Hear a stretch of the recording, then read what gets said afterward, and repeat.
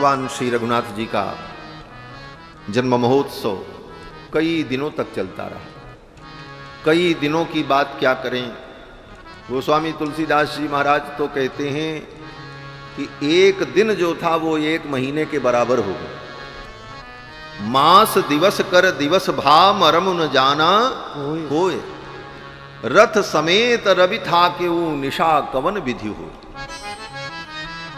जब जन्म महोत्सव मनाया जा रहा था, सूर्य भगवान मध्य आकाश में जब आए तो सूर्य भगवान को बड़ी प्रसन्नता हुई। मेरे कुल में, मेरे वंश में मेरे आराध्य प्रकट हुए हैं, मैं भी इस उत्सव का आनंद लूं।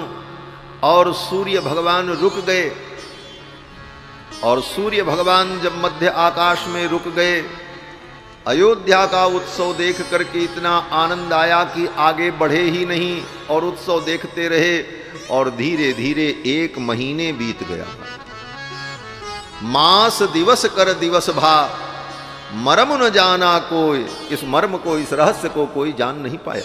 सबको तो लगा कि एक दिन ही बीता है, सवेरे से शाम हुई, लेकिन वो एक दिन एक महीने के बराबर, माने 30-24 घंटे, इतना बड़ा दिन हो गया।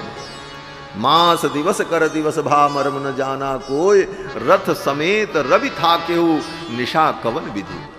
सूर्य भगवान रुके रह गए, और जब एक महीने बीत गए, उत्सव चलता रहा, तब सूर्य भगवान को याद आया, अरे हम रुक जाएंगे तो सृष्टि रुक जाएगी। क्योंकि सूर्य ही सबको प्रेरणा देते हैं। सूर्य भगवान अगर प्रकट न हो, अस्त न हो, तो संसार अस्तव्यस्त हो जाए। वेदों में सूर्य भगवान का जो मंत्र आया, उस मंत्र में यही प्रेरणा दी गई, आकृष्णेन रजसा वर्तमानो निवेशयन् अमृतं मर्त्यञ्च हिरण्येन सवितारथेन देवो याति भुवनानि पश्यन्। इस मंत्र का अर्थ क्या है? बोले मंत्र का अर्थ यही है, आकृष्णेन रजसा वर्तमानो निवेशयन्, अंधकार को नष्ट करते हुए तेजोमय रथ पर विराजमान होकर, आकृष्णेन रजसा वर्तमानो निवेशयन् अमृतं मर्त्यञ्च, मनुष्यों को और देवताओं को जागृत करते हुए उनके उनके कर्मों में प्रवृत्त करने के लिए देवो याति भुवनानि पश्यन्, सूर्य भगवान आ रहे हैं सारी दुनिया को देखते। तो सूर्य भगवान अगर प्रकट न हो तो न देवता अपने काम में लगेंगे, न मनुष्य अपने काम में लगेंगे। आज भी लोग सूर्य की ही प्रतीक्षा करते हैं। सवेरा होता है तो कहते हैं अभी सवेरा कहाँ हुआ, अभी सूर्य नहीं प्रकट हुआ। सवेरा होए तो फिर काम में लगे। रात है, रात खत्म हो, सवेरा हो, सूर्य भगवान आवे तो अपने अपने कार्य में व्यक्ति प्रवृत्त हो जाता है। तो संसार को प्रवृत्त करने वाले सूर्य भगवान, और वे सूर्य भगवान रुक जाएं तो संसार ठप्प हो जाए। इसलिए भगवान सूर्य ने कहा अब हमको चलना चाहिए, और भगवान का स्मरण करते हुए मगन होकर के सूर्य भगवान चल पड़े। मास दिवस कर दिवस भा मरम न जाना कोई, मास दिवस कर दिवस भा मरम न जाना कोई, रथ समेत रवि था केहू निशा कवन विधि होय, रथ समेत रवि था केहू निशा कवन विधि होय। यह रहस्य काहू नहीं जाना, यह रहस्य काहू नहीं जाना, दिल मन चले करत गुण गाना, दिन मन चले करत गुण गाना। एक महोत्सव सुर मुनि नागा, एक महोत्सव सुर मुनि नागा, चले भवन बरनत निज भागा, चले भवन बरनत निज भागा। देखी महोत्सव सुर मुनि नागा, देखी महोत्सव सुर मुनि नागा, चले भवन बरनत निज भागा, चले भवन बरनत निज भागा। अपने अपने भाग्य की सराहना करते हुए देवता लोग उत्सव में सम्मिलित होने के बाद अपने अपने लोक के लिए चल पड़े।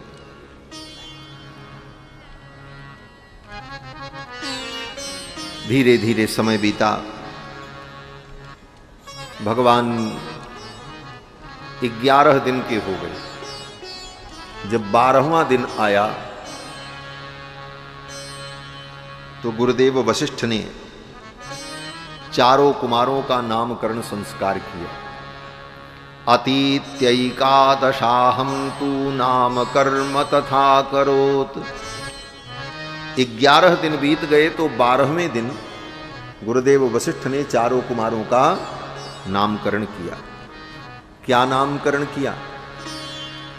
वशिष्ठ जी ने कहा, राजन, ये आपके जो बड़े पुत्र हैं, कौशल्या कुमार हैं, इनका नाम राम होगा।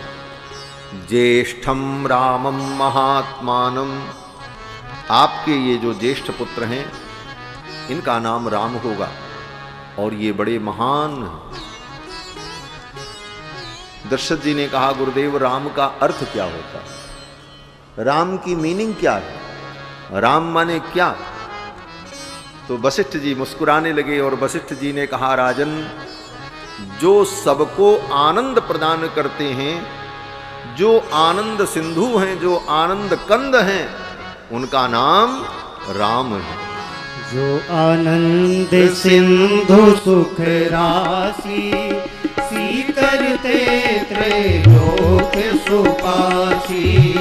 जो आनंद सिंधु सुख राशि, सीकरते त्रैलोक सुपासी। सो सुख धाम राम असनामा, अखिल लोक दायक विश्रामा। सो सुख धाम राम असनामा, अखिल लोक दायक विश्रामा। जो आनंद सिंधु सुख राशि, सीकरते त्रैलोक सुपासी। सीकरते त्रैलोक सुपासी। सीकरते त्रैलोक सुपासी। वशिष्ठ जी ने कहा, जो आनंद के सिंधु हैं, सुख की राशि है, जो अपने आनंद सिंधु के एक बिंदु से संपूर्ण सृष्टि को आनंदित कर देते हैं, आनंद से भर देते हैं, उनका नाम राम। फिर गुरुदेव वशिष्ठ ने कैकई के पुत्र का नामकरण किया और कहा कि भरतम कैकई सुतम। कैकई के जो पुत्र हैं, इनका नाम भरत होगा। दशरथ जी ने कहा, गुरुदेव, भरत का अर्थ क्या है?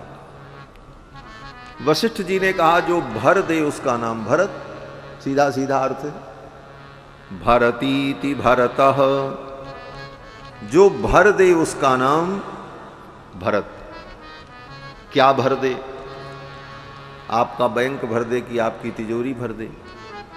कहते हैं भरत का मतलब जो सबके हृदय को राम प्रेम से भर दें, उनका नाम भरत।